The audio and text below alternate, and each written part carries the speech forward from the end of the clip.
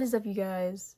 Welcome back to my YouTube channel. I haven't done a full-length YouTube video in a minute, but I thought because I have a lot of things that I want to talk about, so I was like, might as well just make one long YouTube video and just talk about it all. So that's what we're gonna do. So in today's video, I'm going to be reviewing, and I know I'm late, but I've been busy. I've been doing a lot of things. But I'm going to finally be doing my reviews on both Superman and Fantastic Four. I know those are two huge movies. But I'm going to be reviewing both of those today in this video, and I'm also going to be talking a little bit about the new Spider-Man stuff that we've been getting recently as well. Just like really quick at the end. So and I'm wearing my Superman shirt, so let's just get started into Superman. Absolutely loved Superman. I thought it was amazing. The movie was absolutely amazing. And this is like, I'll get to this when I talk, because I think this is also a positive. This is also a positive for me when it comes to Fantastic Four. But I absolutely loved the cast of Superman. I'm gonna preface this by saying that I am really not that whole, like, a lot of knowledgeable on Superman, if I'm being honest. Like, with the hype of this movie coming out and seeing this movie is really the most I've been into Superman, like, in my whole life.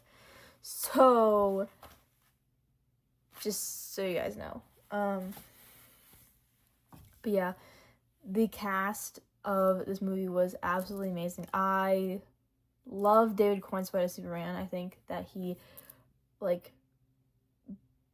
pretty much perfectly embodied this role of Superman. And I think it was, and like he just seems Superman to me, and like I am like sort of familiar with the Christopher Reeve Superman movies.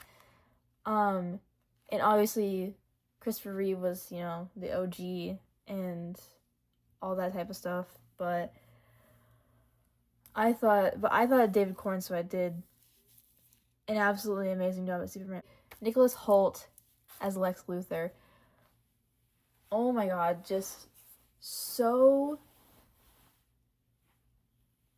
just like evil. And I feel like we haven't really gotten a villain like, I feel like we really haven't gotten a villain like that in a long time, where it would just like, you just really felt how evil they are. Sort of this trend for a while where it was like trying to make the villains, you know, like trying to like make you want to like root for the villain and like understand where the villain's coming from.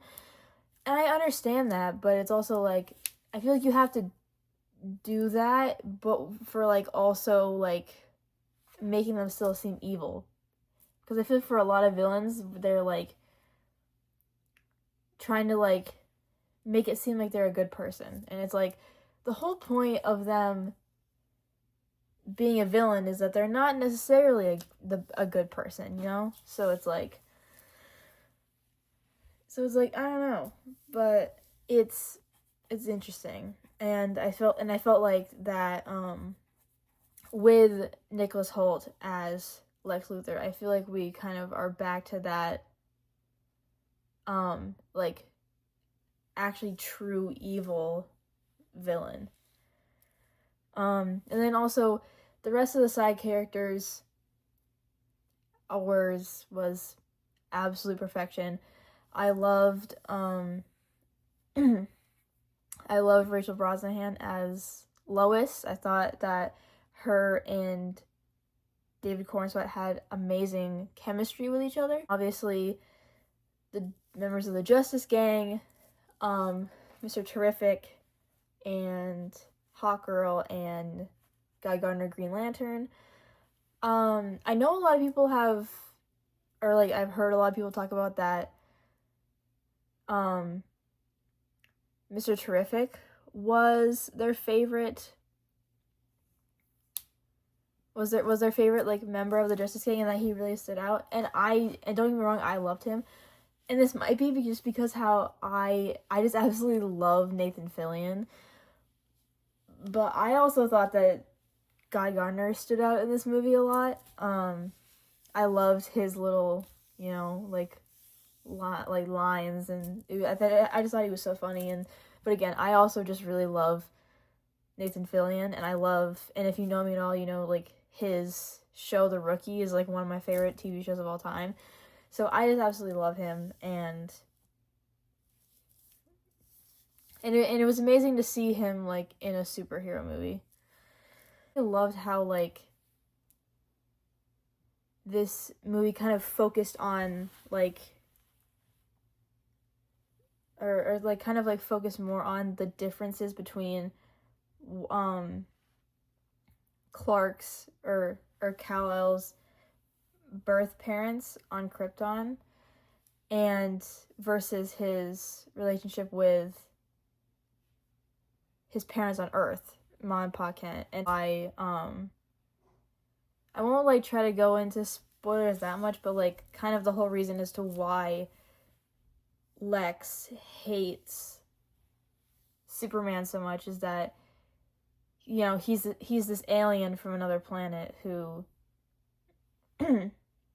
that he's this like alien, just like alien from another planet. And like I think it was like, and obviously like I feel like if Clark was in fact raised by his Kryptonian parents,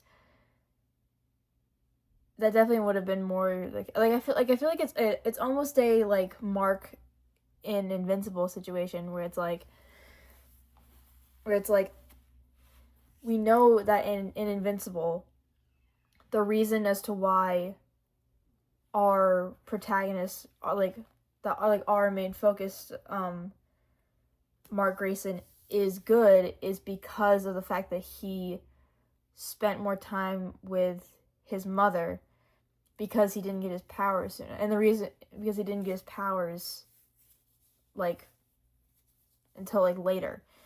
Whereas all of these evil Marks that we keep seeing are versions of Mark where he got his powers earlier, and he got his powers earlier and spent more time with his dad, who is Viltrumite, who is the evil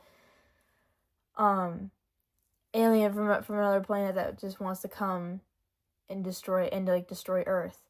And I feel like this is almost kind of the same thing, where it's like the reason as to why and like when Superman gives the whole like basically monologue of like that, like, I am a human, I get scared, like that whole monologue I just absolutely love. And the fact that like how a lot of like kind of what Clark and like learns through this movie is truly like how much of an impact that Ma and Pa Kent, and how his relationship with them is so important to them. And I really love that. And it's gonna be so sad when it actually like comes to the time when they're gonna have to kill Pa Kent, because I feel like any Superman fan knows that is what happens, that Pa Kent dies. I feel like because they didn't kill him off in this movie and made us feel like really attached to him, I feel like that's just gonna make when they do kill off Pa Kent in potentially the next movie, or not like the very next movie, but like the next Superman movie, like if when they do kill off Pa Kent, it's gonna be like even more emotional because we've had this like basically this whole first movie to like love Pa Kent. So I also love I love Crypto. I loved Crypto so much. I love animals. I love dogs, and so and I just like love this like kind of concept of like I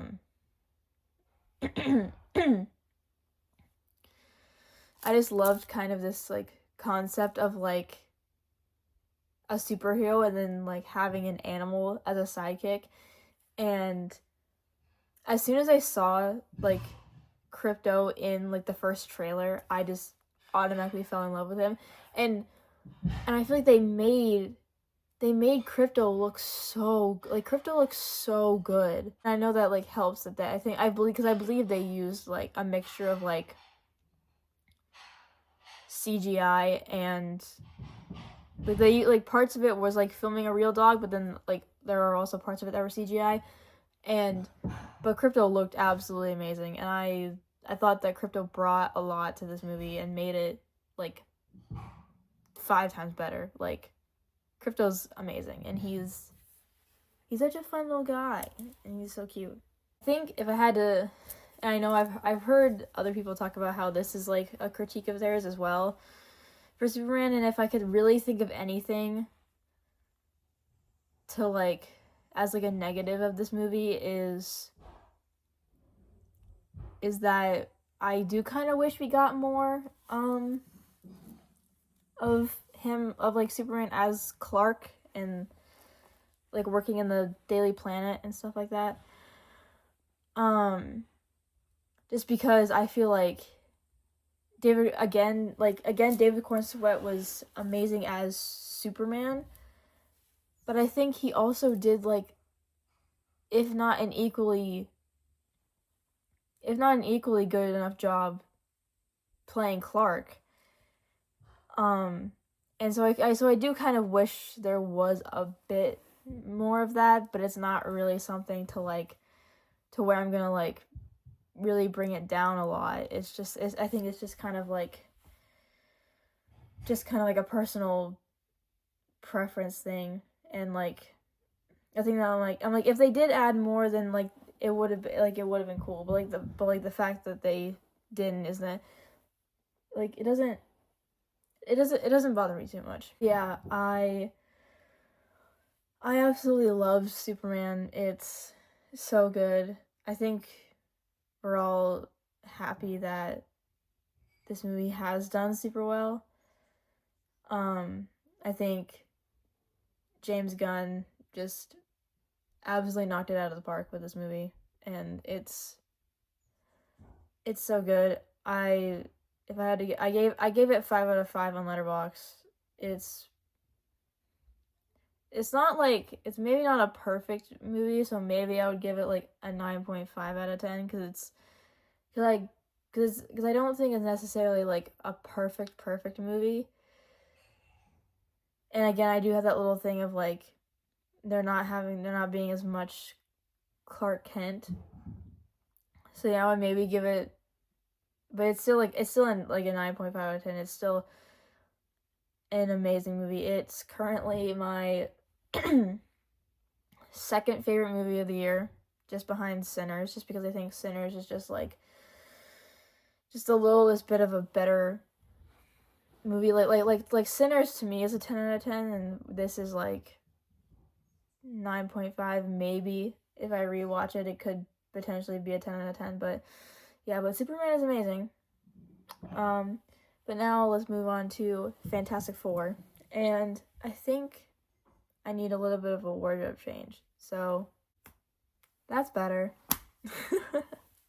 Ew, that was like low-key kind of cringy. Anyways, repping my amazing Escape Pod merch. Anyways, let's get into Fantastic Four. With Fantastic Four, again, a movie that I absolutely loved. It's it's it's amazing. Again, like I kind of touched on earlier, but it's I kind of the same point again with Fantastic Four. I absolutely loved the cast of this movie. I know I've heard a lot of critiques with like the cast of this movie, but I thought they all did amazing. I thought Pedro Pascal as Reed Richards was amazing. I thought Vanessa Kirby as Sue Storm was amazing. Jessica Quinn as Human Torch, as Johnny, Evan Moss Backrack as the Thing. I thought they all did amazing, and I feel like they all like really embodied their characters. So I also loved how they did the origin, because I feel like I'm realizing it's like sort of been a thing in a lot of superhero movies lately where like they either don't do an origin story, or if they do, it's like a very like brief sort of thing. And I liked how they showed the Fantastic Four's origin, because I think that just like we obviously didn't really need to see like and like I feel like it's like pretty much known, like a lot of like comic book fans know who the Fantastic Four is and know what their origin is.